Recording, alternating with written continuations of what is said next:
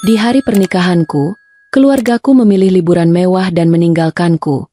Tapi aku tidak tahu, ketidakhadiran mereka di pelaminan justru menyelamatkanku. Sebelum kita mulai lebih lanjut, yuk, tekan tombol suka, serta tombol subscribe agar tidak ketinggalan kisah menarik lainnya. Dan jangan lupa absen asal kota Bapak Ibu di kolom komentar. Semoga rezeki kita semua dilancarkan, kesehatan kita diberkahi, dan keluarga kita selalu harmonis dalam lindungannya. Amin. Hari yang seharusnya menjadi paling bahagia dalam hidupku justru terasa seperti lelucon yang tidak lucu, lengkap dengan riasan tebal yang mulai terasa gatal di pipi. Aku berdiri di pelaminan, mencoba tersenyum semanis mungkin kepada tamu undangan yang menyalami kami satu persatu. Namun, mataku tidak bisa berbohong. Pandanganku terus tercuri ke arah barisan kursi paling depan yang diperuntukkan bagi keluarga inti. Kursi-kursi itu kosong melompong, bersih tanpa penghuni, seolah mengejekku dengan diamnya.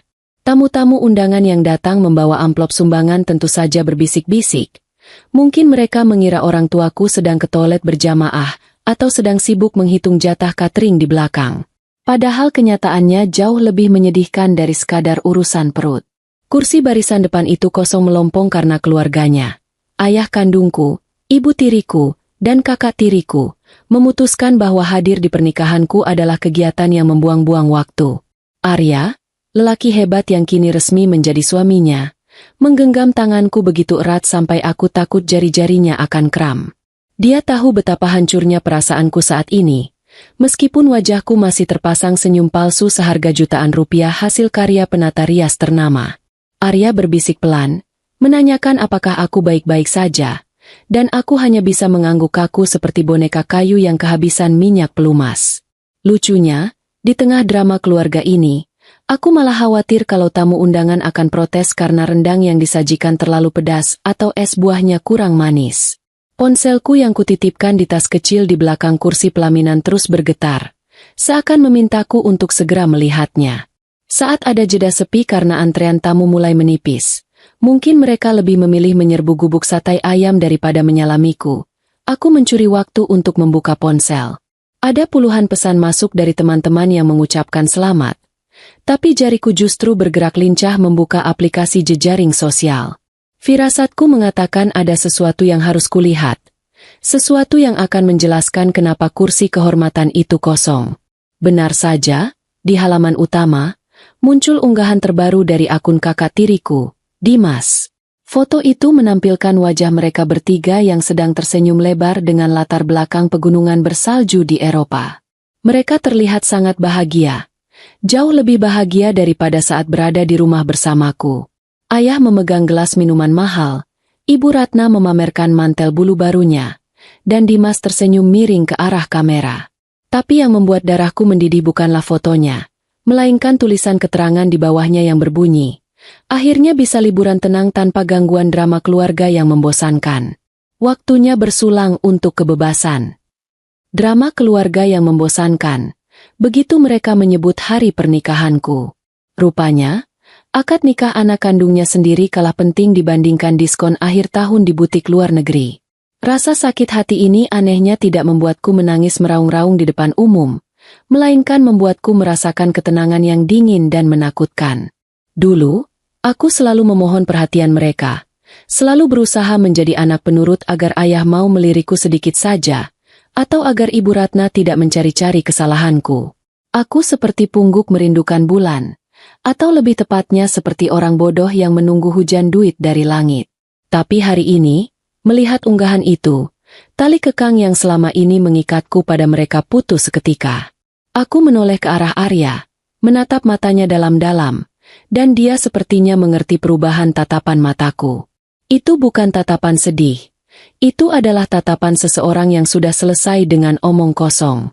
Arya mengangguk pelan, seolah memberi izin untuk apapun kegilaan yang akan kulakukan selanjutnya. Tanpa memedulikan protokol acara atau panitia pernikahan yang sibuk mengatur jadwal lempar bunga, aku menarik tangan Arya turun dari pelaminan. Tamu-tamu yang sedang asyik mengunyah kerupuk udang ternganga melihat pengantin wanita berjalan cepat membelah kerumunan menuju pintu keluar. Pembawa acara yang sedang memegang pelantang suara sampai gagap, bingung harus mengatakan apa. Mungkin dia berpikir aku kebelet pipis atau ada insiden gaun robek. Biarlah, biarkan mereka berspekulasi. Toh besok juga akan jadi bahan gosip yang seru di grup pesan singkat ibu-ibu kompleks. Kami meninggalkan pesta itu bahkan sebelum kambing guling habis dimakan tamu. Sebuah rekor baru dalam sejarah pernikahan di gedung ini sepertinya. Aku masuk ke dalam mobil pengantin yang sudah disiapkan, lalu meminta sopir untuk tidak mengantar kami ke hotel tempat kami seharusnya bermalam, melainkan ke bandara. Sopir itu menatapku lewat kaca spion dengan wajah bingung. Mungkin dia pikir aku salah sebut alamat atau sedang mabuk udara pesta. Tapi Arya dengan tegas mengulangi perintahku. Bandara. Sekarang juga. Aku tidak ingin menghabiskan satu detik pun lagi di kota yang sama dengan kenangan tentang mereka. Meskipun mereka sedang tidak ada di sini. Taksi daring yang kami tumpangi, karena mobil pengantin ternyata mogok di tengah jalan. Sungguh semesta punya selera humor yang ajaib, melaju membelah kemacetan Jakarta. Di dalam mobil yang berbau pewangi jeruk menyengat itu, aku mulai melakukan ritual pembersihan hidupku. Aku membuka ponselku, masuk ke daftar kontak, dan mencari nama ayah, Ibu Ratna, dan Dimas. Tanpa ragu sedikit pun, jariku menekan tombol blokir. Satu persatu. Rasanya sangat memuaskan, seperti memencet jerawat yang sudah matang. Plong! Tidak akan ada lagi pesan yang menyuruhku melakukan ini itu. Tidak akan ada lagi telepon yang memarahiku karena hal sepele. Hari ini, aku memecat mereka sebagai keluargaku. Malaysia bukan sekadar tujuan wisata bagiku malam itu, melainkan tempat pelarian yang paling masuk akal. Arya pernah bercerita kalau dia punya tawaran pekerjaan di Kuala Lumpur yang selama ini dia tunda demi aku. Karena aku tidak tega meninggalkan ayah sendirian. Betapa bodohnya aku dulu. Sekarang, tawaran itu terdengar seperti tiket emas menuju surga. Sambil memegang ponsel, aku memesan tiket penerbangan paling malam ke Kuala Lumpur untuk kami berdua. Untunglah kami sudah punya paspor yang masih berlaku. Sisa dari rencana bulan madu yang gagal tahun lalu. Uang tabungan kami memang tidak banyak. Mungkin hanya cukup untuk hidup prihatin beberapa bulan. Tapi itu harga yang murah untuk sebuah kebebasan. Arya menggenggam tanganku lagi. Kali ini lebih santai sambil sesekali mengusap punggung tanganku dengan jempolnya. Dia tidak banyak bertanya. Dia tahu aku butuh waktu untuk mencerna ledakan emosi ini. Lucunya, aku malah merasa lapar. Perutku berbunyi nyaring di dalam taksi yang hening itu, mengingatkanku kalau seharian ini aku belum makan apapun selain mencicipi sedikit kue pengantin saat sesi foto. Kami berdua tertawa kecil, menertawakan nasib kami yang menjadi pengantin pelarian yang kelaparan. Abang sopir taksi melirik kami lagi. Mungkin dia mulai curiga kalau kami ini buronan polisi atau pasangan yang kawin lari karena tidak direstui orang tua. Yah, tebakan keduanya tidak sepenuhnya salah sih. Bandara Soekarno-Hatta malam itu cukup ramai, dipenuhi orang-orang yang hendak pergi atau baru saja pulang. Aku masih mengenakan kebaya pengantin. Hanya saja kain bawahannya sudah kuganti dengan celana jin yang sempat kami ambil di mobil Arya sebelum pindah ke taksi. Bayangkan saja, atasan kebaya penuh payet berkilauan dipadu dengan celana jin dan sepatu kets. Orang-orang menatapku seperti melihat makhluk ajaib dari planet lain. Beberapa bahkan berbisik sambil menunjuk-nunjuk. Biar saja, mungkin mereka pikir ini tren busana terbaru tahun depan. Aku berjalan dengan dagu terangkat, menyeret koper kecil berisi baju seadanya. Masa bodoh dengan penampilan. Yang penting aku pergi dari sini. Lapor masuk penerbangan berjalan lancar. Seolah semesta akhirnya memutuskan untuk memberiku sedikit kemudahan setelah seharian menghajarku habis-habisan. Kami duduk di ruang tunggu, menunggu panggilan masuk ke pesawat sambil memakan roti isi yang kami beli di toko kelontong bandara. Rasanya hambar, tapi bagiku itu adalah makanan paling enak sedunia karena dimakan tanpa beban. Arya membersihkan sisa riasan di wajahku dengan tisu basah. Gerakannya begitu lembut. Dia menghapus sisa-sisa elara si anak penurut. Elara si gadis yang selalu mengalah. Malam ini, elara itu akan kubiarkan tertinggal di Jakarta. Televisi di ruang tunggu bandara menayangkan berita sela yang membuat darahku berhenti mengalir sejenak saat aku tidak sengaja menoleh ke sana.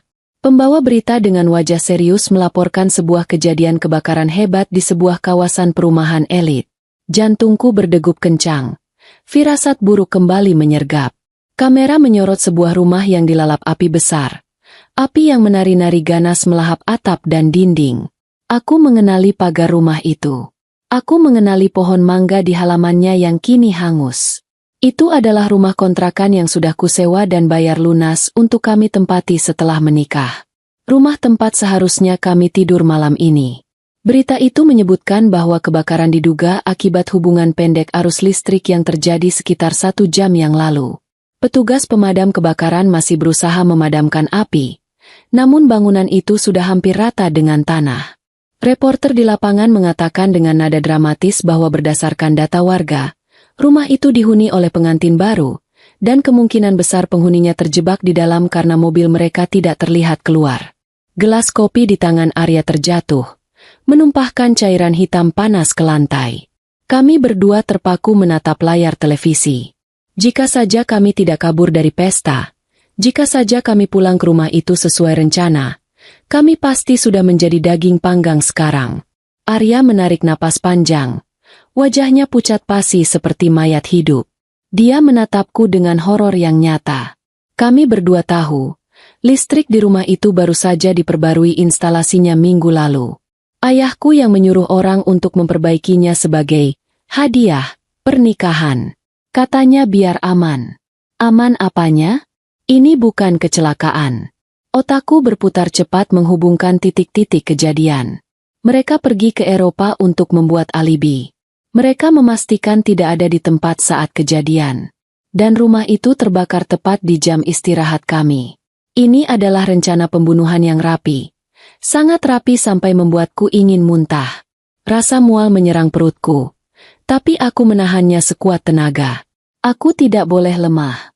Aku tidak boleh pingsan di sini. Justru kejadian ini membuka mataku lebar-lebar. Selebar-lebarnya. Ternyata ketidakhadiran mereka di pernikahanku bukan sekadar karena mereka jahat atau tidak peduli. Mereka tidak datang karena mereka tahu pengantin wanitanya dijadwalkan untuk mati malam ini. Mereka tidak ingin melihat wajah orang yang akan mereka lenyapkan. Liburan itu adalah perayaan awal atas keberhasilan rencana mereka menyingkirkanku dan mungkin mencairkan uang asuransi jiwa yang dipaksakan ayah untuk kutandatangani bulan lalu. Suara panggilan masuk ke pesawat terdengar menggema, memecah lamunanku yang mengerikan. Penumpang lain mulai berdiri, mengantre dengan tidak sabar. Aku berdiri, meremas tangan Arya. Kami saling pandang. Dan dalam diam kami sepakat. Biarkan dunia mengira Lara dan Arya tewas terbakar malam ini. Biarkan orang tuaku bersorak-sorai di Eropa sana, mengira rencana busuk mereka berhasil. Mereka tidak tahu bahwa Lara yang mereka kenal memang sudah mati, terbakar bersama rasa sakit hatinya. Tapi dari abu kebakaran itu, akan lahir sosok baru yang tidak pernah mereka perhitungkan. Aku melangkah menuju pintu pesawat dengan tekad yang membara. Lebih panas dari api yang membakar rumah kami. Aku akan pergi ke Malaysia. Aku akan mengganti namaku, mengubah wajahku, mengubah nasibku. Dan suatu hari nanti, saat mereka sedang lengah dan merasa di atas angin, aku akan kembali. Bukan sebagai anak yang merengek minta disayang, tapi sebagai mimpi buruk yang tidak bisa mereka bangun darinya. Selamat tinggal Jakarta. Selamat tinggal keluarga durhaka. Permainan sesungguhnya baru saja dimulai, dan kali ini, aku yang akan memegang kendalinya. Langkah kakiku terasa ringan, seolah beban bertonton baru saja diangkat dari pundakku. Pesawat ini akan membawaku jauh, dan aku berjanji tidak akan menoleh ke belakang lagi.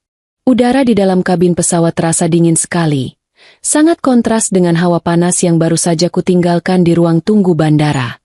Aku duduk di kursi dekat jendela, membiarkan pikiranku berkelana di antara api yang baru kulihat di layar televisi dan wajah-wajah tersenyum keluargaku di Eropa. Di sebelahku, Arya sudah terlelap. Wajahnya terlihat lega sekaligus kelelahan setelah seharian penuh drama, mulai dari pesta pernikahan sampai kabur-kaburan. Aku sempat iri melihat betapa mudahnya dia memejamkan mata, sementara di kepalaku, suara Ibu Ratna sedang menertawaiku tanpa henti. Aku mengeluarkan ponselku lagi. Meskipun tahu sudah tidak ada gunanya. Nomor mereka sudah kublokir. Tapi aku harus memastikan satu hal yang mengerikan. Aku mencari berita tentang kebakaran itu lagi. Ternyata, tim pemadam kebakaran menemukan 2 jenazah tak dikenal di dalam puing-puing rumah yang terbakar. Polisi menduga itu adalah mayat 2 orang tunawisma yang mungkin masuk rumah kosong itu untuk berlindung dari hujan. Tapi karena kami, si pemilik sah, tidak bisa dihubungi dan tidak muncul di tempat, polisi dan media mulai membuat spekulasi liar. Mereka menyimpulkan bahwa 2 jenazah itu adalah kami, Lara dan Arya, pengantin baru yang tewas tragis di malam pertama. Membaca judul berita utama itu, aku merasakan campuran rasa ngeri dan kemenangan. Ngeri karena skenario pembunuhan itu nyaris berhasil, tapi menang karena aku selangkah lebih maju daripada mereka. Ayah dan Ibu Ratna pasti sedang membaca berita ini di ponsel mereka sambil menyeruput sampahnya mahal di bawah lampu kristal. Mereka pasti saling menepuk bahu, mengucapkan selamat atas keberhasilan rencana mereka yang keji, dan mungkin sudah merencanakan cara mencairkan uang asuransi jiwa itu. Selamat, Ayah. Kamu baru saja memenangi lotre. Tapi kamu kalah anak. Aku menutup ponsel, merasakan kelegaan yang aneh. Aku sekarang adalah hantu. Seseorang yang sudah dianggap mati. Itu berarti aku benar-benar bebas. Tidak ada lagi tuntutan. Tidak ada lagi beban nama keluarga. Tiba-tiba, pramugari berjalan di lorong, menawarkan minuman ringan. Dia tersenyum ramah, dan aku membalas senyum itu. Dia sama sekali tidak tahu kalau dia sedang melayani seorang wanita yang baru saja tewas beberapa jam yang lalu. Rasa humor tipis muncul di benakku. Untung aku tidak memesan kopi panas. Nanti kalau disajikan terlalu panas, aku bisa dituduh berhalusinasi merasa sudah mati. Penerbangan itu terasa sangat panjang. Aku menghabiskan waktu dengan merenung. Aku harus membuat daftar hal-hal yang harus segera kulakukan di Kuala Lumpur. Pertama, mengganti nama secara resmi. Aku tidak bisa selamanya membawa nama Lara. Nama yang mengingatkanku pada penolakan dan pengkhianatan. Kedua, mencari pekerjaan secepatnya. Dan ketiga, menemukan celah hukum yang bisa kumanfaatkan nanti untuk menyerang balik. Aku tertidur saat pesawat mulai menukik turun, dan terbangun karena Arya menyenggolku pelan. Kami tiba di Kuala Lumpur saat matahari baru saja terbit. Udara pagi di sana terasa segar, bercampur aroma kopi dan debu kota yang khas. Aku menatap Arya, dan dia tersenyum padaku. Senyumnya seperti energi baru yang kusambut dengan sukacita. Kami berdua masih mengenakan pakaian sisa pelarian. Kami pasti terlihat aneh bagi orang-orang yang sibuk dengan urusan kantor pagi mereka. Kami terlihat seperti pasangan yang baru saja melarikan diri dari kapal pesiar yang karam. Dengan sisa uang yang tak seberapa, Arya menyewa kamar kos kecil di pinggiran kota. Kamar itu sempit. Jendelanya menghadap ke gang sempit, dan baunya agak apek. Tapi bagiku, kamar ini terasa seperti istana. Ini adalah tempat perlindungan pertamaku yang benar-benar aman, yang tidak dibayar dengan uang keluargaku, yang tidak akan terbakar. Aku menarik napas lega saat menutup pintu kamar kos itu. Akhirnya, aku bisa bernapas tanpa tekanan. Hari-hari awal di Kuala Lumpur sangat berat. Kami harus berhemat luar biasa. Kami hanya makan mie instan dan nasi lemak paling murah. Arya segera mencari pekerjaan, memanfaatkan tawaran lama di sebuah perusahaan teknologi yang memberinya gaji pas-pasan. Sementara itu, aku mengurusi dokumen-dokumen penting. Mengubah nama bukanlah hal yang mudah, apalagi di negara asing, tapi aku bertekad. Aku memilih nama Kirana. Kirana artinya, cahaya yang indah. Dan aku berharap nama itu akan membawa cahaya baru dalam hidupku. Proses mengganti identitas memakan waktu dan menguras banyak tenaga. Tapi akhirnya berhasil. Aku mendapatkan kartu identitas baru, paspor baru, dan aku merasa seperti benar-benar terlahir kembali. Lara, si pengantin malang yang tewas terbakar, sudah tiada. Kini hanya ada Kirana, konsultan keuangan yang sedang membangun kembali hidupnya dari nol. Aku juga mulai mengubah penampilanku. Aku mewarnai rambutku menjadi lebih gelap, menggunakan kacamata berbingkai tebal, bukan karena mataku minus, tapi sebagai samaran, dan aku mulai belajar berbahasa Melayu dengan logat yang kental agar tidak meninggalkan jejak logat Jakartaku yang manja. Setiap malam, setelah Arya pulang kerja, aku menghabiskan waktu di perpustakaan umum. Aku tidak hanya membaca buku-buku tentang keuangan dan bisnis, tapi juga tentang hukum. Aku harus memahami bagaimana cara kerja asuransi jiwa, bagaimana cara klaimnya, dan bagaimana celah-celah hukum yang bisa digunakan keluargaku untuk mendapatkan uang itu. Aku harus tahu persis cara kerja kejahatan mereka. Rasa ingin tahuku yang paling besar adalah apakah ayah sudah berhasil mencairkan uang asuransi itu. Aku tidak bisa sembarangan mencari berita tentang keluargaku karena aku sudah mati. Jadi, aku meminta bantuan Arya. Aku menyuruhnya mencari tahu tentang perusahaan tekstil ayah. Tidak butuh waktu lama bagi Arya untuk mendapatkan jawabannya. Perusahaan tekstil itu, yang awalnya diambang kehancuran, tiba-tiba mendapatkan suntikan dana segar. Mereka melunasi utang-utang lama, memperluas pabrik, dan mengadakan pesta syukuran besar-besaran. Melihat foto-foto pesta itu di jejaring sosial yang Arya tunjukkan, aku merasakan kemarahan yang dingin. Mereka tertawa, bersulang, dan berpelukan di atas tumpukan uang hasil penjualan nyawaku. Uang asuransi itu ternyata jauh lebih besar dari yang kuperkirakan. Cukup untuk membuat mereka kaya raya. Dimas, kakak tiriku, bahkan membeli mobil sport mewah terbaru. Ia menulis takarir di unggahannya, berkah di balik musibah. Sungguh, dia punya selera humor yang gelap. Aku menatap foto itu lekat-lekat, merekam setiap detail kegembiraan palsu mereka. Wajah-wajah mereka terlihat puas, tanpa sedikit pun penyesalan. Saat itulah aku mengambil keputusan yang tidak bisa ditarik kembali. Aku tidak akan hanya bertahan hidup. Aku akan membalas. Mereka menghancurkan hidupku demi uang, maka aku akan menghancurkan kekayaan mereka demi keadilan. Ini bukan lagi soal sakit hati, ini soal harga diri dan pembalasan. Aku berjanji pada diriku sendiri, Kirana yang baru ini tidak akan lagi menjadi korban yang menyedihkan. Kirana akan menjadi musuh terbesar mereka. Mereka telah mengira aku menjadi abu di rumah kontrakan. Aku akan memastikan, aku akan menjadi api yang membakar seluruh kerajaan kebohongan mereka. 5 tahun. Aku memberi diriku waktu 5 tahun untuk membangun kekuatan, mengumpulkan amunisi, dan kembali ke Jakarta. Aku tahu, hari pembalasan itu akan datang, dan aku akan memastikan, mereka akan menyesali hari itu, hari di mana mereka memutuskan untuk pergi liburan alih-alih datang ke pernikahanku. Aku akan menjadi kejutan yang paling mahal dalam hidup mereka. Malam itu, aku mencium kening Arya yang tertidur pulas. Aku tahu perjalanan kami masih panjang dan penuh risiko, tapi dengan dia di sisiku, aku merasa tak terkalahkan. Kirana sedang bersiap untuk perang. Tahun-tahun berikutnya di Kuala Lumpur terasa seperti menjalani latihan militer yang keras. Hanya saja senjata yang kugunakan adalah otak dan angka-angka. Aku fokus sepenuhnya pada satu tujuan, menjadi sosok yang tidak bisa disentuh oleh tipu daya mereka dan tidak bisa diabaikan oleh siapapun. Aku tahu benar, untuk melawan kerajaan yang dibangun di atas uang darah, aku harus memiliki kekuasaan yang lebih besar, dan di dunia ini, kekuasaan ada di tangan orang yang menguasai informasi dan modal.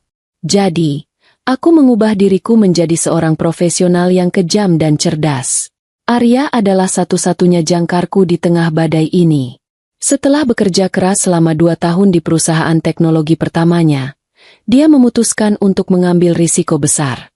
Berkat modal seadanya yang kami kumpulkan dari hasil berhemat ketat, Arya mendirikan firma perundingan investasi kecil-kecilan. Aku menjadi penasihatnya, bekerja tanpa digaji, menyusun strategi dan menganalisis pasar. Kami bekerja siang dan malam di kamar kos yang sempit itu, berdua melawan dunia, ditemani semangkuk mie instan yang sering kami bagi berdua. Ada kalanya Arya merasa khawatir aku terlalu keras pada diriku sendiri, namun dia tahu betul alasan di balik ambisiku ini. Aku harus mengakui, otakku memang lumayan cerdas dalam urusan angka.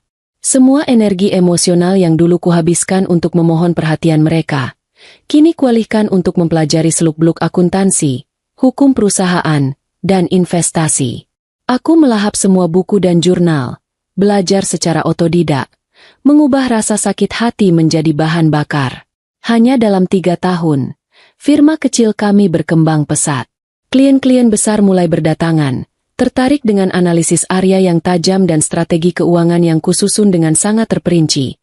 Mereka tidak tahu bahwa konsultan hebat di balik layar itu adalah wanita yang pernah mereka anggap mati.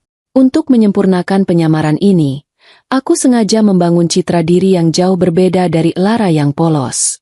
Aku tidak lagi mengenakan pakaian santai yang dulu sering kupakai.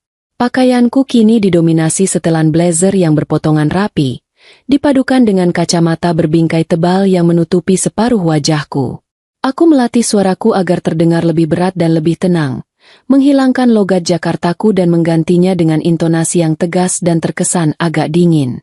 Kapanpun ada pertemuan bisnis di mana aku harus tampil, aku akan menyematkan kerudung, bukan karena tuntutan agama, tapi karena itu adalah penyamaran yang paling sempurna.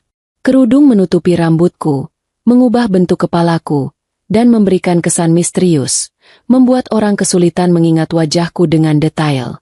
Setiap bulan, aku selalu mencari berita tentang keluargaku di Jakarta, mengamati perkembangan mereka seperti seorang pemburu yang mengintai mangsanya dari kejauhan.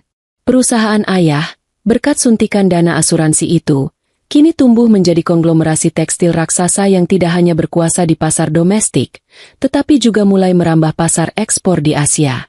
Ayah sering tampil di majalah bisnis, memberikan wawancara tentang bagaimana perusahaannya bangkit dari keterpurukan, berkat kerja keras dan doa. Aku ingin tertawa terbahak-bahak melihat kemunafikan itu, tapi aku hanya tersenyum tipis, menyimpan kemarahan itu di sudut hati sebagai tenaga cadangan. Aku paling gemas melihat tingkah Dimas, kakak tiriku, yang kini menduduki posisi direktur pemasaran. Pekerjaannya sepertinya hanya menghamburkan uang di klub malam dan membeli barang-barang mahal. Jejaring sosialnya penuh dengan foto mobil-mobil mewah yang diparkir di depan klub elit. Suatu kali, dia mengunggah foto saat sedang minum sampanye di kolam renang sambil mengeluh tentang kemacetan Jakarta. Aku bergumam pelan pada Arya. Sepertinya dia lupa. Mobil mewahnya itu kubeli dengan nyawaku. Arya hanya menghela napas. Dia tahu aku sedang mencari momen yang tepat untuk melancarkan serangan. 5 tahun berlalu secepat kilat. Kirana yang berdiri di depan cermin apartemen mewah yang kini kami sewa di pusat kota Kuala Lumpur bukanlah lagi Lara yang naif.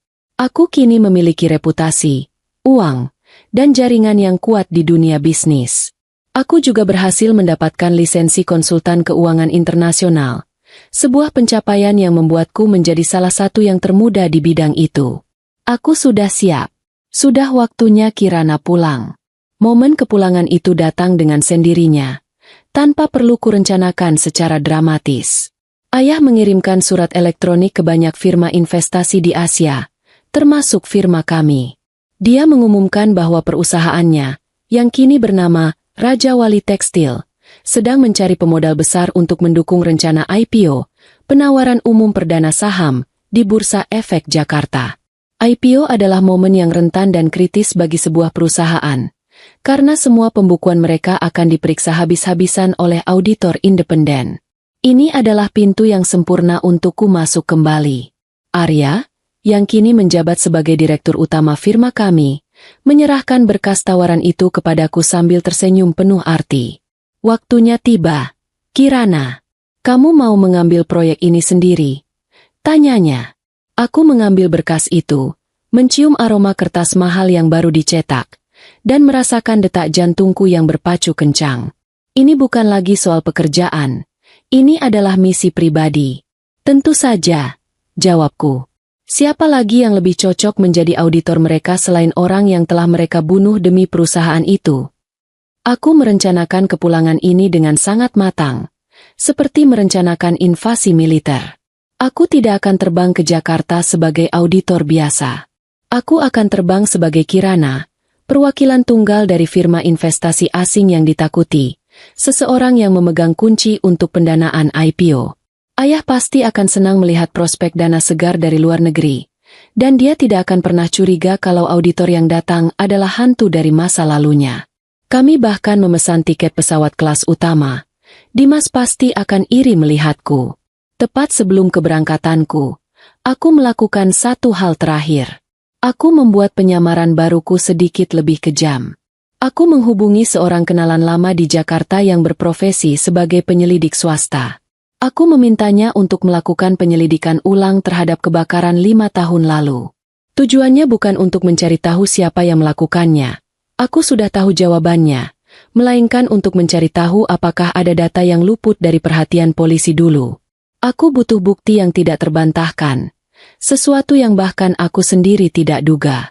Pesan terakhir dari penyelidik itu masuk ke ponselku saat aku sedang check-in di bandara. Isinya pendek, tapi membuatku tertegun. Kami menemukan salinan cadangan rekaman kamera pengawas rumah lama. Polisi mengira rusak terbakar, tapi ternyata data tersembunyi di penyimpanan awan. Aku membaca pesan itu berulang kali. Rasanya seperti memegang kunci gembok neraka. Sebuah rekaman yang pasti akan menunjukkan siapa saja yang ada di rumah itu, dan apa yang mereka lakukan di jam-jam genting sebelum api melahap semuanya. Aku tersenyum dingin. Ayah dan Ibu Ratna tidak hanya akan menghadapi tuduhan penipuan asuransi, mereka akan menghadapi tuduhan pembunuhan berencana. Aku memeluk Arya erat, mengucapkan selamat tinggal sebentar. Perpisahan ini terasa seperti perpisahan seorang prajurit yang hendak menuju medan perang. Dia memberiku sebuah liontin kecil berbentuk kunci, dan berbisik, "Ingatlah, kamu bukan lagi Lara yang terkunci. Kamu adalah Kirana, yang memegang semua kunci." Aku mengangguk, lalu berjalan tegak menembus gerbang keberangkatan. Pesawat yang kuberi tumpangan mendarat mulus di Jakarta, membawa pulang hantu yang seharusnya sudah menjadi abu 5 tahun lalu. Aku melangkah keluar dari kabin kelas utama dengan penampilan yang didesain sempurna untuk mengintimidasi, setelan abu-abu yang pas di badan, kacamata bingkai tebal, dan tas tangan bermerek yang harganya bisa membeli motor baru.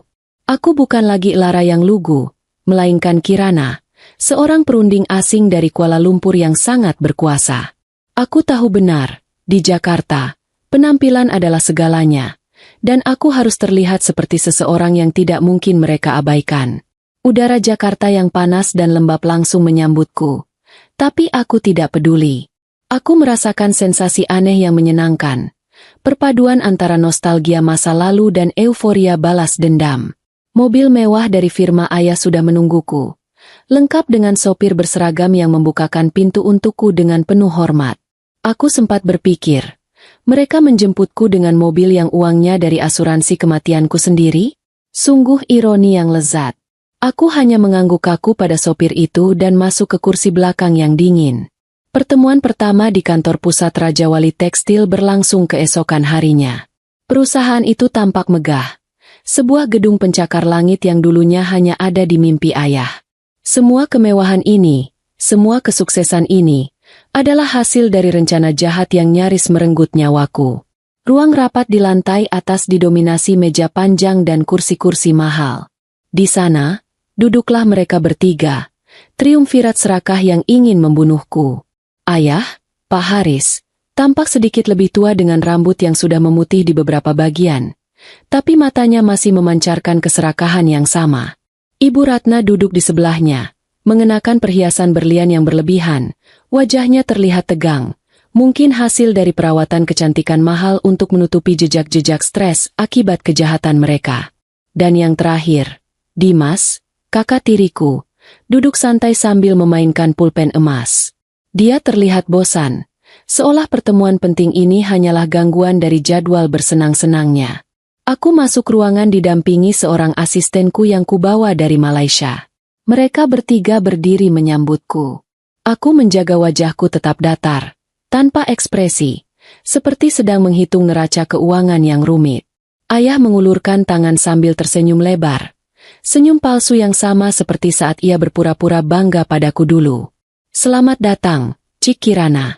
Sapanya dengan logat bahasa Indonesia yang dipaksakan formal. "Kami sangat senang firma Anda tertarik dengan Raja Wali Tekstil. Kami sudah dengar reputasi Anda sebagai auditor paling teliti di Asia." Aku menjabat tangannya. Tanganku terasa dingin dan kaku, tapi genggamanku kuat. Aku menatap matanya lurus-lurus. Ayah sempat mengernyitkan dahi sebentar, seolah ada ingatan samar yang melintas di benaknya, tapi segera ditepisnya. Tentu saja, baginya Lara sudah mati, dan wanita di depannya ini terlalu berkelas untuk menjadi anak yang ia abaikan. "Terima kasih, Tuan Haris." Jawabku dengan suara yang tenang dan berwibawa. Aku sengaja menggunakan istilah formal. Saya Kirana, kepala tim auditor yang ditunjuk. Tugas saya sederhana, memastikan setiap angka di buku perusahaan ini bersih dan tidak ada keraguan, terutama mengingat besarnya modal yang akan kami suntikan. Ibu Ratna menyela dengan senyum yang dipaksakan ramah. Oh, tentu saja, perusahaan kami sangat transparan, Cik Kirana. Kami membangun ini dengan kerja keras, terutama setelah musibah yang menimpa keluarga kami dulu. Kami bahkan mendirikan yayasan atas nama mendiang putri kami. Aku hampir tertawa mendengarkan kebohongan yang meluncur begitu mulus dari bibirnya. Mendirikan yayasan atas nama korban yang kau bunuh. Sungguh taktik pemasaran yang brilian. Aku menatap Ibu Ratna, sedikit lebih lama dari yang seharusnya, dan aku melihat kepastian di matanya mulai goyah. Tentu, musibah, ujarku singkat, nadaku sangat dingin, tanpa emosi. Kalau begitu, proses audit ini akan berjalan lancar. Tapi perlu saya sampaikan metode kerja saya sangat ketat. Saya butuh akses penuh ke semua data keuangan, termasuk arus kas 5 tahun terakhir. Terutama, data yang menjelaskan dari mana modal awal kebangkitan perusahaan ini berasal. Wajah Dimas yang tadinya terlihat santai langsung berubah tegang. Dia sempat melirik ayah dengan cemas. Dimas mungkin lupa, tapi aku ingat betul dari mana uang itu berasal. Ayah berusaha menutupinya dengan tawa renyah yang dibuat-buat. Itu semua berasal dari klaim asuransi jiwa putri kami, Cik. Semua legal. Ada di laporan kami. Jelas ayah, berusaha meyakinkanku. Bagus, balasku, mengeluarkan tablet dari tas tanganku. Kalau begitu, kita mulai dari berkas yang paling sensitif. Saya ingin Dimas, sebagai direktur pemasaran, menyerahkan semua kwitansi pengeluaran operasional selama 2 tahun terakhir. Saya tidak suka angka pembulatan. Di minggu pertama, aku langsung menjalankan peran ganda ini. Siang hari, aku adalah Kirana, auditor yang perfeksionis dan ditakuti, yang membuat staf keuangan Raja Wali Tekstil bekerja sampai tengah malam. Aku meminta dokumen yang sudah berdebu dari gudang, mempertanyakan setiap pengeluaran receh, dan menuntut penjelasan rinci untuk setiap selisih angka. Malam harinya, aku kembali menjadi Lara, yang menganalisis semua data itu di apartemen sewaanku di kawasan Kuningan. Aku tahu persis di mana mereka menyembunyikan kebohongan, karena ayah dulu pernah mengajariku cara curang dalam pembukuan perusahaan lamanya. Target utamaku adalah Dimas. Aku tahu dia adalah titik terlemah mereka. Dimas sering melakukan penggelapan kecil-kecilan untuk membiayai gaya hidup mewahnya. Aku sengaja menekannya habis-habisan di ruang rapat, mempermalukannya di depan staf lain. Tuan Dimas, kataku suatu kali dengan nada meremehkan, angka yang Anda berikan ini sangat tidak logis. Apakah Anda yakin Anda lulusan universitas? Atau Anda membeli ijazah Anda di pasar gelap? Wajah Dimas memerah, amarahnya terlihat jelas. Tapi dia tidak bisa melawan karena ayah melarangnya. Aku menikmati setiap momen kecil penderitaan mereka. Aku sedang memutar pisau di luka lama mereka. Tapi aku belum mengeluarkan senjata utamaku, senjata yang kutitipkan aman di tangan Arya di Kuala Lumpur, rekaman cadangan CCTV dan berkas-berkas pengakuan Dimas yang akan kuserahkan sebentar lagi. Aku harus sabar. Aku ingin mereka merasa aman terlebih dahulu. Merasa bahwa audit ini akan berlalu dengan lancar. Biarkan mereka terbang tinggi sebelum aku memotong sayap mereka. Sambil bekerja, aku juga menggunakan keahlian meretas data yang kudapatkan selama 5 tahun terakhir. Aku tidak mencari data perusahaan. Aku mencari akun pribadi mereka. Dan aku menemukan apa yang kucari di penyimpanan awan ayah. Di antara ribuan berkas bisnis, ada satu folder tersembunyi yang kubuka dengan kata sandi tanggal ulang tahunku, tanggal yang mereka kira sudah tidak penting lagi. Di dalam folder itu, ada 2 hal, salinan polis asuransi jiwa atas namaku yang sudah dicairkan, dan yang paling mengejutkan, sebuah berkas video yang diberi nama, hadiah pernikahan. Jantungku berdebar kencang saat membuka berkas video itu.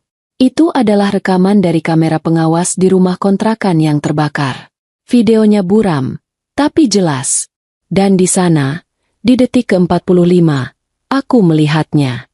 Aku melihat Ibu Ratna, yang selama ini kupikir hanya penurut suamiku, berjalan masuk ke dalam rumah. Di tangannya, dia membawa botol air mineral besar yang isinya bukan air.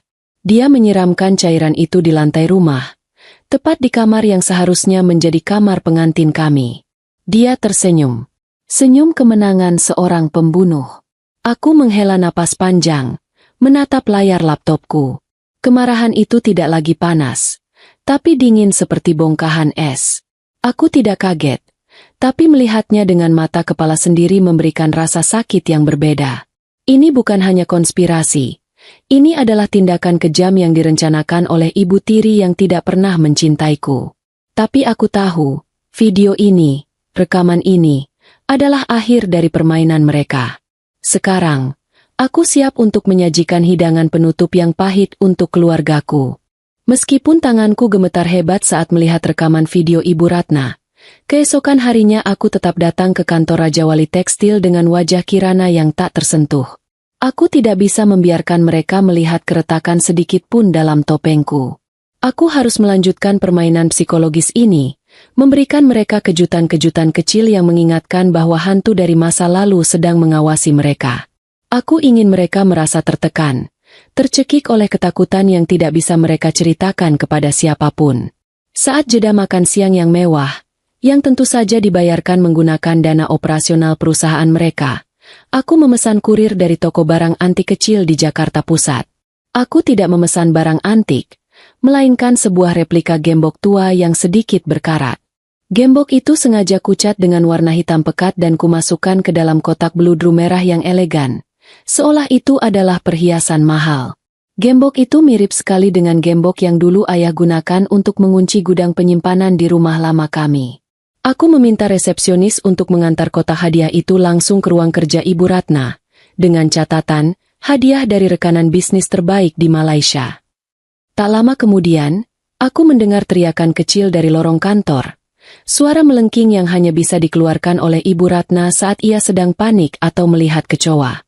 Aku hanya duduk tenang di ruang kerjaku yang sengaja kucari yang letaknya berseberangan dengan ruangan Ibu Ratna, menyesap kopi hitam tanpa gula, menikmati pertunjukan yang baru kumulai. Beberapa menit kemudian, ayah bergegas keluar dari ruangan Ibu Ratna dengan wajah yang tegang. Dia menatapku sekilas dengan pandangan curiga, lalu kembali masuk.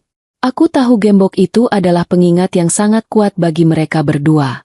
Gembok, kunci, dan cairan yang disiramkan di malam itu. Itu adalah pemicu kepanikan pertama mereka. Aku membayangkan Ibu Ratna pasti sedang histeris, menyalahkan ayah karena tidak membakar gembok itu sampai menjadi abu, dan menyalahkan arwahku karena gentayangan hanya untuk mengganggunya. Sementara Ibu Ratna sibuk dengan urusan hantu di kepalanya, aku meningkatkan tekanan pada Dimas. Aku sengaja menjadwalkan rapat 4 mata dengannya di sore hari. Aku mempersiapkan setumpuk berkas data keuangan yang ku ketahui Dimas salah hitung. Dia masuk ke ruang rapat dengan wajah kusut. Sisa kekesalan dari drama gembok tadi masih terlihat jelas. Dia duduk di seberangku, terlihat seperti anak kecil yang dipanggil kepala sekolah karena ketahuan menyontek. Tuan Dimas, aku memulai. Nadaku sangat tenang, tapi tajam seperti pisau bedah. Laporan arus kas bulanan Anda, terutama bagian pengeluaran dana tak terduga, sangat tidak masuk akal. Ada selisih sekitar 2 miliar rupiah di sini. Saya bukan bodoh, Tuan Dimas. Saya tahu ini bukan kesalahan input data. Aku melempar berkas itu ke atas meja.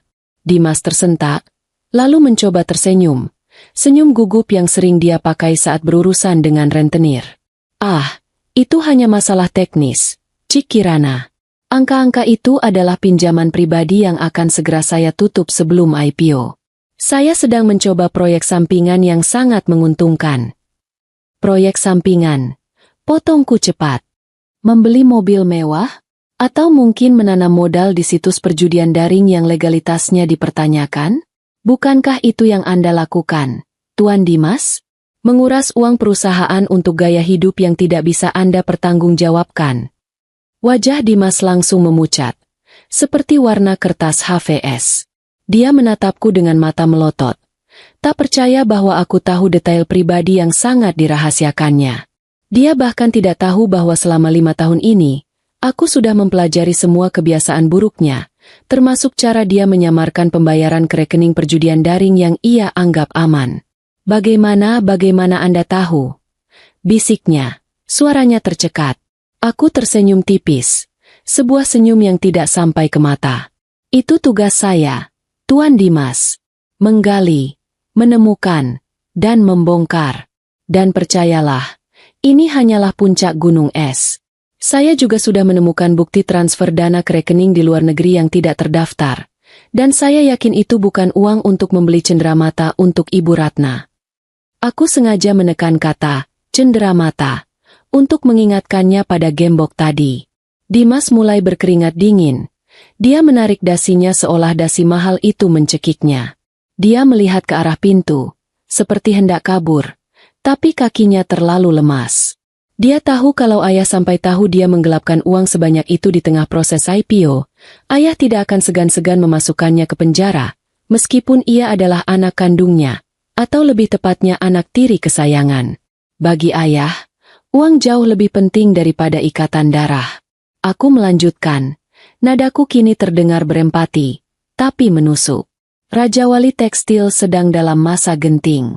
Setiap celah, setiap kebohongan, bisa menggagalkan IPO. Dan kebohongan terbesar perusahaan ini, Tuan Dimas, bukanlah korupsi Anda, tapi api yang menyala 5 tahun lalu. Dimas terdiam. Wajahnya berubah horor. Dia menelan ludah dengan susah payah. Dia mungkin mengira aku akan memerasnya dengan kasus korupsi. Dia tidak menyangka aku akan langsung menyerang ke jantung dosa mereka. Anda pasti tahu banyak hal, Tuan Dimas. Tentang malam pernikahan itu, tentang rencana asuransi itu, dan siapa saja yang terlibat. Anda mungkin hanya disuruh ayah untuk diam, bukan? Tanyaku lembut.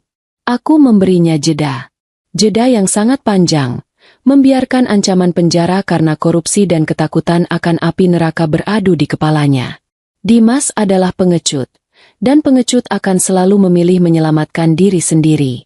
Itu adalah hukum alam yang kukuasai dengan baik. Saya bisa mengubur kasus korupsi Anda, Tuan Dimas. Bisikku pelan, mendekatkan wajahku sedikit. Saya bisa membuat laporan audit ini bersih, seolah Anda adalah direktur keuangan paling jujur di dunia. Asalkan Anda membantu saya menemukan satu hal, bukti fisik yang memberatkan Tuan Haris. Saya tahu ayah Anda paranoid. Dia pasti menyimpan semua detail rencana jahatnya di suatu tempat, bukan? Mungkin buku catatan, mungkin disk lepas. Dia pasti tidak membuangnya. Dimas menatapku dengan mata penuh air mata yang tidak berani dia jatuhkan.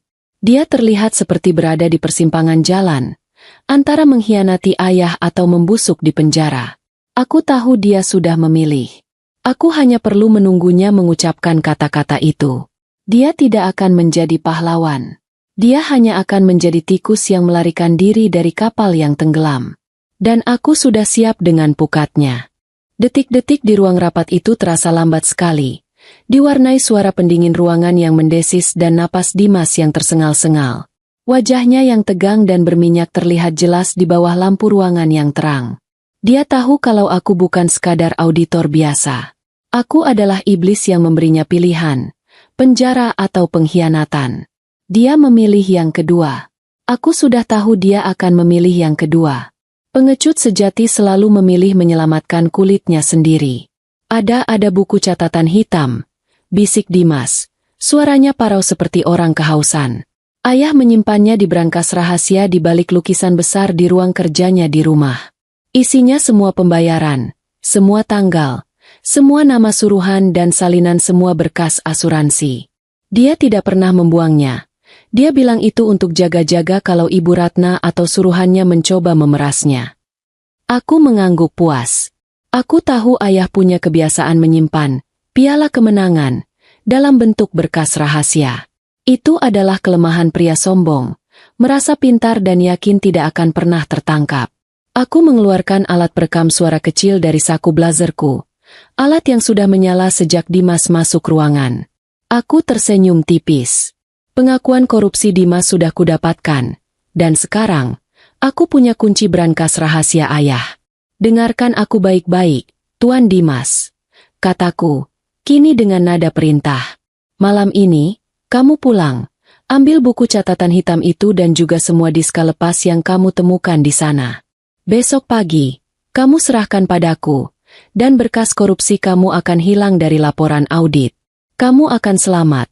Kamu bahkan mungkin akan mewarisi semua ini. Dimas menatapku dengan mata penuh harapan dan ketakutan sekaligus. Dia mengangguk cepat, seolah takut kalau aku akan berubah pikiran. Dia berjanji akan melaksanakan perintahku tanpa celah. Dia tidak tahu bahwa janji keselamatannya itu hanyalah umpan, pancingan untuk menangkap ikan yang lebih besar, yaitu ayah dan ibu Ratna. Setelah Dimas keluar dari ruangan, aku bersandar di kursi, merasakan kemenangan kecil. Babak pertama telah usai, dan aku menang tanpa perlu mengeluarkan banyak tenaga. Keesokan harinya, aku mendapat paket dari kurir bandara yang kubawa dari Malaysia. Isinya bukan berkas bisnis, melainkan sebuah jubah wisuda yang sudah lusuh, setengahnya hangus terbakar, dan mengeluarkan bau angit yang menusuk hidung. Itu adalah jubah wisudaku yang dulu kutinggalkan di rumah sebelum kami pindah, yang entah bagaimana bisa selamat dari amukan api. Aku sengaja memintanya dijemput dan dibawa ke sini.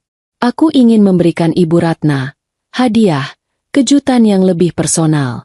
Aku meminta asistenku mengantar jubah hangus itu ke ruang rapat utama, tempat Ibu Ratna sedang mengadakan rapat santai dengan para direktur.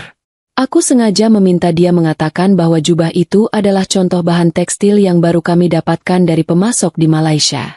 Aku tahu, Ibu Ratna tidak akan pernah lupa bentuk jubah wisudaku. Itu adalah simbol hari di mana ia memilih liburan daripada melihat anak tirinya lulus. Simbol hari di mana ia mengunci pintu kamar untuk membunuhku. Beberapa saat kemudian, kekacauan kembali terjadi. Aku mendengar suara gaduh dari ruang rapat, disusul teriakan melengking Ibu Ratna. Aku hanya tersenyum dalam hati, menyesap teh hijau yang sudah dingin.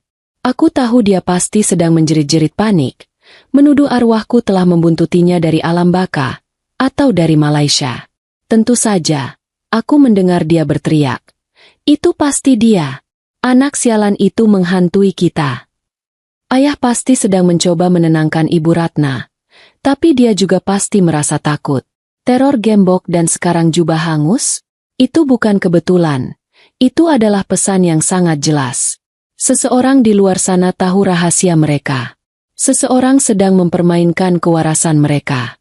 Mereka pasti tidak akan pernah menduga bahwa sosok yang menekan mereka adalah auditor asing berwajah dingin yang duduk santai di kantor sebelah. Siang itu, Dimas datang menemuiku di ruangan kerja. Wajahnya terlihat kelelahan dan penuh bintik keringat. Dia menaruh sebuah tas kecil di mejaku. Di dalamnya ada buku bersampul hitam lusuh dan beberapa diska lepas yang terlihat tua. Dia melakukannya. Dimas telah mengkhianati ayah demi menyelamatkan kulitnya.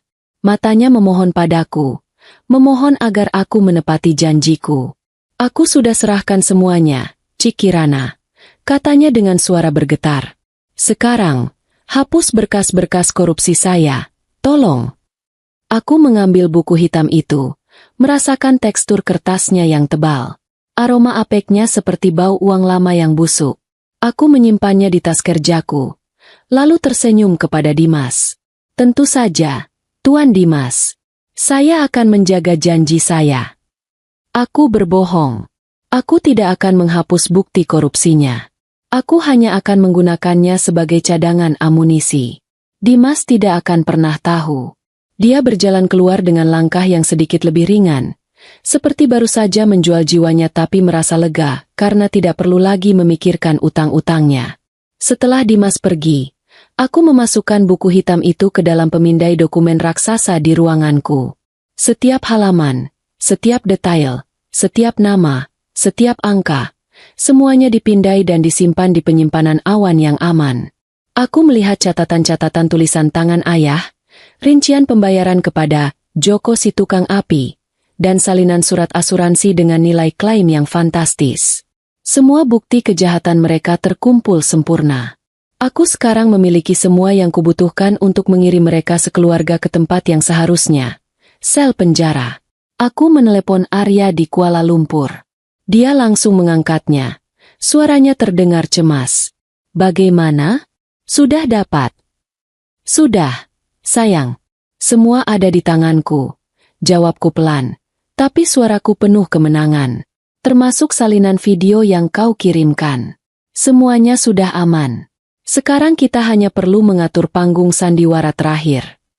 Arya tertawa pelan. Panggung sandiwara macam apa yang kau inginkan? Kirana? Opera? Drama musikal? Bukan, sayang, balasku, menatap refleksi wajahku di jendela gedung yang tinggi itu. Aku ingin sebuah gala dinner. Sebuah perayaan untuk kebohongan mereka. Sebelum aku menyingkap tirai kebenaran.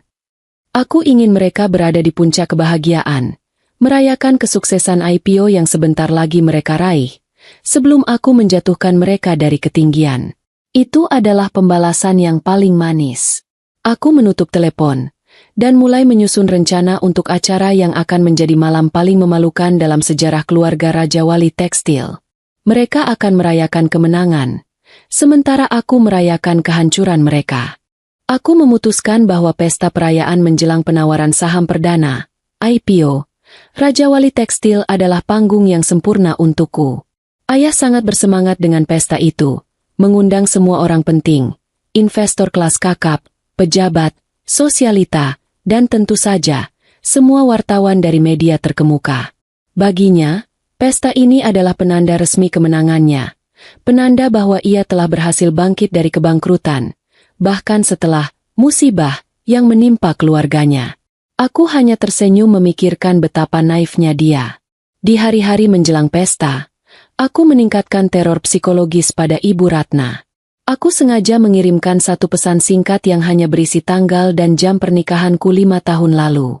Aku menggunakan nomor telepon baru yang bisa disembunyikan identitasnya, membuat Ibu Ratna yakin bahwa pesan itu datang dari arwah yang sedang membalas dendam. Aku mendengar dari Dimas, yang sekarang rajin melaporkan semua drama rumah tangga mereka kepadaku demi menjaga keselamatannya, bahwa Ibu Ratna nyaris gila. Ibu Ratna mulai memanggil orang pintar ke rumah, mengisi setiap sudut ruangan dengan asap kemenyan dan jampi-jampi. Ia menjadi paranoid, menolak keluar rumah, dan selalu menatap sudut-sudut gelap, yakin aku sedang bersembunyi di sana. Ayah mulai frustrasi, khawatir kegilaan Ibu Ratna akan memengaruhi citra perusahaannya menjelang IPO. Dimas sendiri, si pengecut sejati, lebih memilih menghabiskan waktu di luar rumah, menenggelamkan rasa bersalahnya dalam botol-botol minuman keras mahal. Keluarga yang dulu terlihat solid dalam kejahatan, kini mulai retak dan saling mencurigai. Satu hari sebelum pesta besar, Arya terbang dari Kuala Lumpur ke Jakarta. Kami bertemu di sebuah hotel mewah, bukan untuk bulan madu, melainkan untuk mengatur serangan terakhir. Arya membawa semua amunisi yang kubutuhkan, komputer jinjing yang sudah dimuat dengan semua salinan berkas buku hitam ayah, rekaman suara pengakuan Dimas, dan yang paling penting, berkas video Ibu Ratna menyiramkan cairan ke rumah kami. Kami menghabiskan malam itu meretas sistem tata suara dan layar besar di hotel tempat pesta itu akan diadakan. Kami harus memastikan, di tengah keramaian, hanya aku yang memegang kendali penuh atas panggung. Malam perayaan tiba. Ballroom Hotel Bintang 5 di pusat kota Jakarta dihiasi dengan kristal dan bunga mahal. Bau parfum mewah bercampur dengan aroma hidangan catering yang berlimpah. Ayah, Ibu Ratna, dan Dimas berdiri di atas panggung kehormatan, berpose di depan puluhan kamera. Ayah tampak gagah dengan tuxedo hitamnya. Senyum lebarnya penuh kepuasan. Ibu Ratna, meskipun wajahnya dipoles tebal dengan riasan mahal, matanya masih terlihat was-was, sesekali melirik ke arah pintu masuk. Aku tiba di pesta itu sedikit terlambat. Aku mengenakan gaun malam panjang berwarna gelap yang elegan, memancarkan aura dingin dan berkuasa. Kacamata berbingkai tebal masih bertengger sempurna di hidungku, menambah kesan misterius. Saat aku melangkah masuk, semua mata tertuju padaku. Mereka tahu aku adalah kunci pendanaan IPO Raja Wali Tekstil. Aku adalah wanita besi dari Malaysia, penentu nasib mereka. Ayah melambaikan tangan dari panggung, mengundangku ke meja utama. Aku berjalan dengan langkah santai, mengambil tempat duduk terbaik untuk melihat pertunjukan, tepat di depan panggung kehormatan. Aku menyapa mereka dengan anggukan kaku. Mataku terkunci pada Ibu Ratna yang gemetar. Dia tidak berani menatapku lebih dari sedetik. Aku tahu dia pasti merasa ada yang salah. Ada hawa dingin yang mengintai di pesta megah itu. Acara dibuka dengan ayah memberikan pidato yang mengharukan. Ia menceritakan perjuangan perusahaan, bagaimana mereka bangkit dari keterpurukan, dan tentu saja, ia tidak lupa menyebut namaku. Malam ini, izinkan saya mendedikasikan keberhasilan ini untuk putri tercinta kami, Lara. Ucap ayah dengan suara serak yang dibuat-buat, sambil mengusap sudut matanya yang kering. Musibah kebakaran yang merenggut nyawanya 5 tahun lalu justru menjadi pengingat bagi kami untuk bekerja lebih keras, agar yayasan amal yang kami dirikan atas namanya bisa terus berjalan. Lara adalah inspirasi kami, dia adalah malaikat kami. Tepuk tangan simpati membahana di seluruh ruangan. Beberapa tamu wanita mengusap air mata, terharu dengan kisah ayah yang kehilangan putrinya namun tetap tegar. Aku tidak bertepuk tangan. Aku hanya menyesap air putihku perlahan, menunggu momen yang tepat. Aku berpikir, dia tidak menyadari bahwa malaikat yang ia sebut itu sedang duduk di barisan depan, siap memotong lehernya dengan bukti kejahatannya sendiri. Tepat saat ayah hendak mengucapkan kalimat penutup pidatonya, mungkin tentang betapa ia mencintaiku, aku menekan sebuah tombol tersembunyi di tabletku. Seketika, layar besar di belakang panggung, yang tadinya menampilkan logo perusahaan, berkedip dan mati. Suara statis yang keras memenuhi ruangan, membuat tamu undangan terkejut dan menutup telinga. Ayah tampak panik, mengetuk-ngetuk mikrofon, meminta teknisi memperbaiki. Namun, layar itu kembali menyala, dan semua lampu sorot ruangan terfokus ke sana. Gambar hitam putih yang buram muncul. Itu adalah video Ibu Ratna, 5 tahun lalu, di lorong rumah kontrakan. Semua orang terdiam, bingung melihat tayangan video pengawasan yang aneh. Kemudian, semua keheningan itu pecah. Di layar raksasa itu, Ibu Ratna terlihat jelas, membawa botol yang berisi cairan. Dia tersenyum, lalu menyiramkan cairan itu di lantai kamar. Kemudian, ia mengambil kunci dan menguncinya dari luar. Suara klik kunci itu diperkuat melalui sistem tata suara hotel yang canggih, terdengar seperti ledakan bom di tengah keheningan. Ayah membeku di atas panggung. Ibu Ratna menjerit nyaring, histeris, dan jatuh pingsan di kursi kehormatan. Belum sempat para tamu pulih dari keterkejutan, layar kembali berganti. Kali ini, bukan video, melainkan pindaian dokumen-dokumen dari buku hitam ayah, bukti transfer dana besar kepada Joko si tukang api, salinan surat klaim asuransi jiwa yang ditandatangani ayah, dan yang paling mematikan, rekaman audio pengakuan Dimas tentang rencana pembunuhan itu. Keriuhan berubah menjadi kekacauan. Para investor berdiri, wajah mereka merah padam karena merasa ditipu. Wartawan berhamburan ke depan panggung. Lampu kilat kamera menyambar-nyambar seperti badai. Ayah mundur terhuyung-huyung, matanya liar. Tidak percaya bahwa semua rahasia tergelapnya kini menjadi tontonan publik. Dimas, si pengecut, mencoba menyelinap keluar dari panggung, tapi kakinya lemas tak bertenaga. Aku hanya duduk tenang di kursi, menyesap air putih, menikmati pemandangan runtuhnya kerajaan kebohongan itu. Pesta kemenangan mereka telah berubah menjadi jamuan makan malam untuk kematian reputasi mereka. Dan aku, sang pengantin yang hilang, telah kembali untuk menagih semua hutang itu. Aku tersenyum tipis, mendengar suara sirine polisi meraung dari luar gedung. Mereka datang. Tepat waktu. Sirine polisi yang meraung-raung dari luar hotel akhirnya menembus dinding kedap suara ballroom, menambah kekacauan yang sudah tak terkendali. Para tamu undangan berlarian panik, berebut pintu keluar, mencoba menjauh dari pusat skandal nasional ini. Di tengah hiruk-pikuk itu, ayah, Pak Haris, yang baru saja pulih dari keterkejutannya, melihat Ibu Ratna tergeletak pingsan di kursi dan Dimas yang meringkuk ketakutan di sudut panggung. Instingnya tidak lagi peduli pada mereka.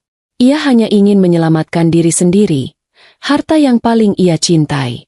Ayah melompat turun dari panggung, mencoba menerobos kerumunan menuju pintu darurat di samping dapur. Langkahnya terhenti tiba-tiba. Di tengah lantai marmer yang kini diinjak-injak oleh tamu yang panik, aku berdiri tegak, menghalangi jalannya.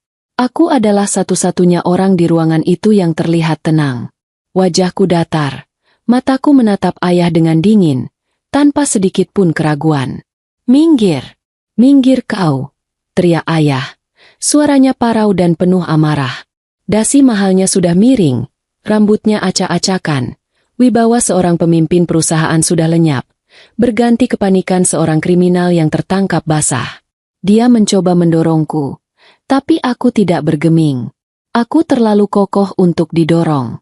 Aku memberikan kode mata pada Arya, yang kini menyamar sebagai petugas keamanan di dekat pintu darurat, agar tetap siaga. Aku ingin menyelesaikan ini sendiri, secara langsung, di hadapan ayah. Tatapannya liar, penuh kebencian dan kebingungan. Dia tidak tahu siapa aku, tapi dia tahu aku adalah dalang di balik kehancurannya malam ini. "Siapa kau sebenarnya?" desis ayah, tubuhnya gemetar. "Kenapa kau menghancurkan hidupku? Aku tidak punya urusan dengan auditor luar negeri. Aku membayarmu mahal. Apa mau kalian?" Aku tertawa pelan. Tawa yang sangat kering, tanpa humor, dan menusuk ke tulang. Pertanyaan ayah terdengar sangat menggelikan. Dia masih berpikir bahwa segala sesuatu di dunia ini bisa dibeli atau diselesaikan dengan uang. Bapak bertanya, "Siapa saya?" Tanyaku lembut. Suaraku terdengar jelas di tengah kegaduhan yang mulai mereda karena perhatian tamu kini tertuju pada kami berdua. Aku mengangkat tanganku perlahan, ke wajahku. Dengan gerakan yang sengaja ku lebih-lebihkan, aku melepas kacamata berbingkai tebal yang selama ini kugunakan sebagai tameng. Cahaya lampu hotel yang mewah memantul di mataku, membuat pandanganku terlihat lebih tajam. Kemudian, aku mengambil sapu tangan dari saku dan menghapus riasan tebal di sudut rahang kiriku. Di sana, di kulitku, perlahan terlihat jelas sebuah tanda lahir kecil berwarna coklat kemerahan, berbentuk seperti bulan sabit. Tanda lahir yang selalu ayah ejek sebagai tanda pembawa sial, saat aku masih kecil. Tanda lahir yang sudah 5 tahun ku sembunyikan di balik riasan dan kacamata. Mata ayah membelalak. Napasnya tercekat di tenggorokan. Lututnya langsung lemas. Dia tidak bisa lagi menyangkalnya. Dia mengenali tanda lahir itu. Dia mengenali bentuk mataku. Meskipun kini tatapan itu jauh lebih mematikan dari yang ia ingat. Memori tentang gadis yang ia abaikan di hari wisuda. Gadis yang ia tinggalkan di hari pernikahan. Gadis yang ia bakar hidup-hidup. Pasti berputar cepat di kepalanya. "Lara!" bisiknya, suaranya nyaris tak terdengar. Penuh dengan ketidakpercayaan yang memuakan. "Tidak mungkin. Kau sudah mati." Aku melihat beritanya. Yang Bapak lihat hanyalah abu dari rumah kosong yang Bapak bakar demi uang asuransi. Balasku. Suaraku kini kembali normal. Logat Jakartaku yang dulu ia benci terdengar dingin dan lugas. "Aku tidak pernah ada di rumah itu. Ayah, ketidakhadiran Bapak di pernikahanku yang menyelamatkan nyawaku." Ironis, bukan? Kebencian Bapak menyelamatkan hidupku. Wajah ayah berubah menjadi campuran horor dan kemarahan yang putus asa. Dia mencoba menerjangku lagi. Didorong oleh amarah buta ingin mencekikku. "Anak durhaka. Kau menipuku. Kau memalsukan kematianmu. Kau masuk ke perusahaanku. Kau menghancurkan semua yang kubangun." Bapak yang menghancurkannya. Saat Bapak memutuskan bahwa nyawa anak Bapak lebih murah daripada hutang perusahaan. Balasku. Nadaku meninggi untuk pertama kalinya. Setiap rupiah yang Bapak nikmati selama 5 tahun ini berlumuran darah yang Bapak kira milikku. Dan sekarang, aku datang untuk menagihnya. Sebelum ayah sempat melakukan gerakan berbahaya, Arya dan 2 petugas keamanan yang menyamar langsung menyergapnya. Mereka memiting lengannya ke belakang dan memborgolnya dengan kasar.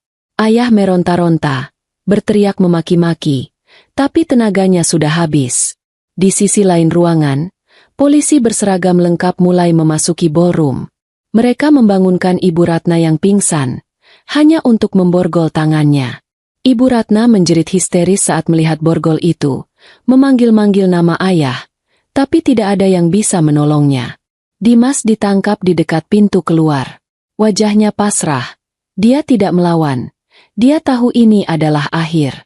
Aku berdiri tegak di tengah kehancuran itu, menonton ayah diseret oleh polisi. Dia menoleh ke belakang, menatapku dengan tatapan penuh kebencian yang mendalam. "Kenapa, Lara? Kenapa kau tega melakukan ini pada orang tuamu?" teriak ayah. Suaranya serak karena putus asa. Aku berjalan mendekat. Cukup dekat agar dia bisa mendengar kalimat terakhirku. Kalimat yang menjadi vonis pribadiku. "Karena aku adalah investasi terbaikmu yang gagal kau cairkan." "Ayah," bisikku. "Kau mengajariku bahwa uang adalah segalanya. Jadi aku belajar dengan baik. Aku menggunakan otak yang kau wariskan ini untuk menghitung setiap dosa kalian.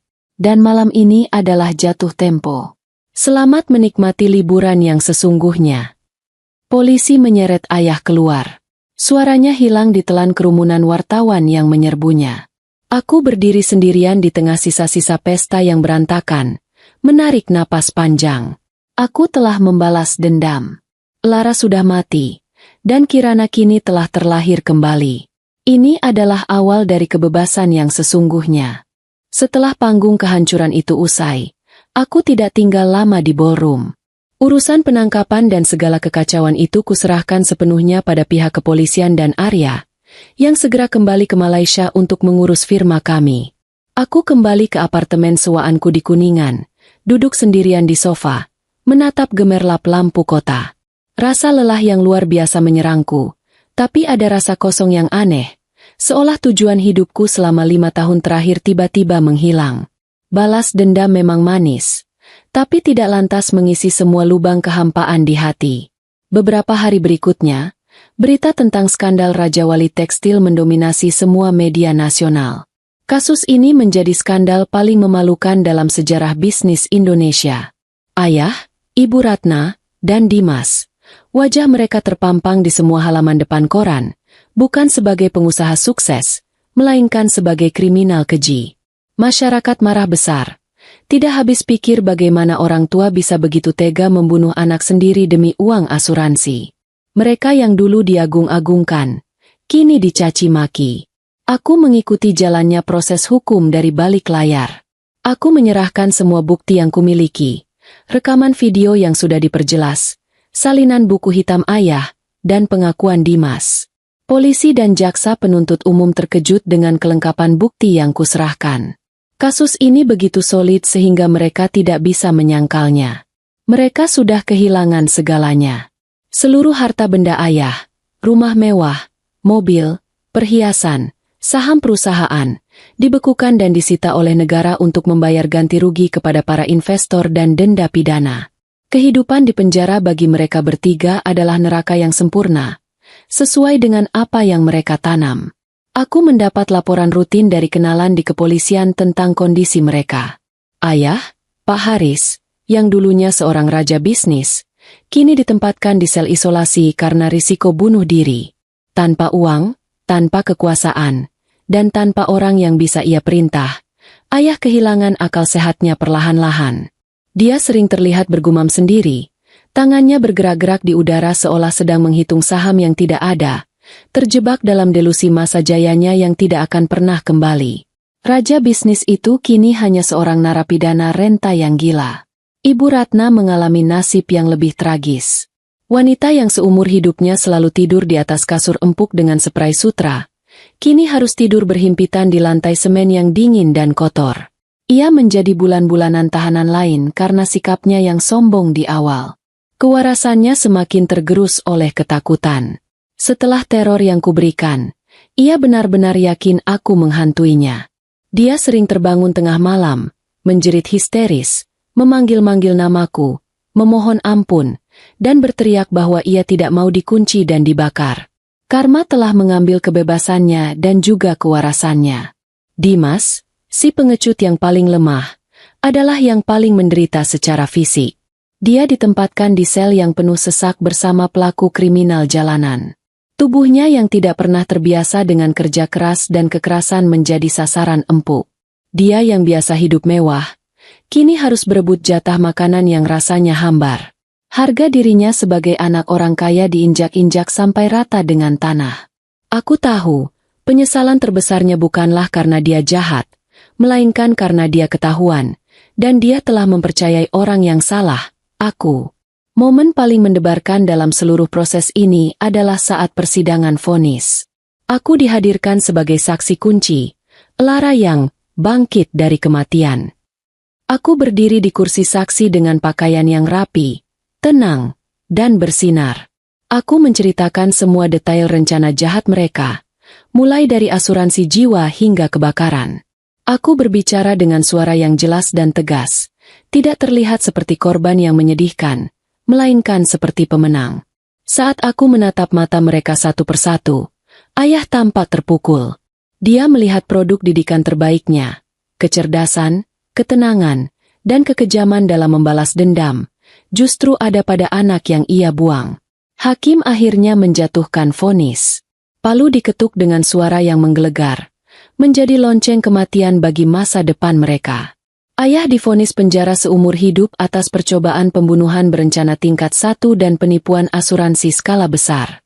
Ibu Ratna mendapatkan hukuman 20 tahun penjara sebagai eksekutor lapangan. Dan Dimas, meskipun berkhianat, divonis 15 tahun penjara atas tuduhan persekongkolan jahat dan penggelapan dana korporasi. Aku meninggalkan gedung pengadilan dengan langkah ringan.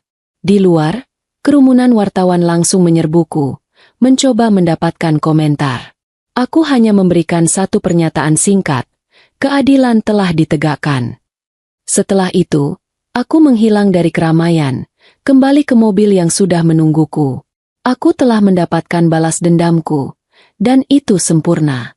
Mereka dikurung, sama seperti mereka mengurungku di rumah yang akan dibakar.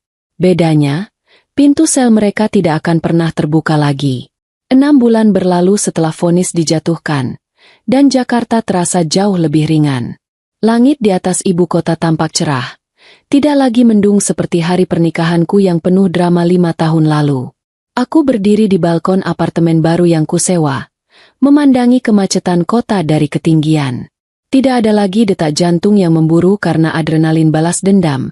Tidak ada lagi malam-malam panjang yang kuhabiskan untuk meretas data atau menyusun strategi penghancuran. Semuanya sudah selesai. Saat ini, aku bukan lagi Lara yang mati, dan bukan lagi Kirana si auditor yang kejam. Aku adalah seseorang yang akhirnya benar-benar bebas. Salah satu urusan terakhir yang harus kuselesaikan adalah masalah uang. Sesuai putusan pengadilan, sebagian besar aset pribadi ayah yang terbukti berasal dari klaim asuransi jiwaku dikembalikan kepadaku sebagai bentuk ganti rugi.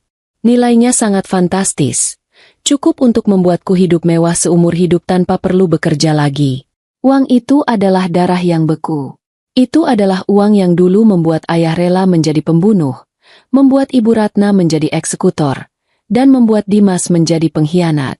Aku tidak bisa menyentuhnya untuk kepentingan pribadi.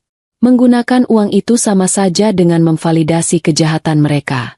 Aku tidak ingin hidup dari hasil penjualan nyawaku sendiri. Aku berkonsultasi dengan Arya, dan kami berdua sepakat dengan rencana yang sudah kupersiapkan matang-matang.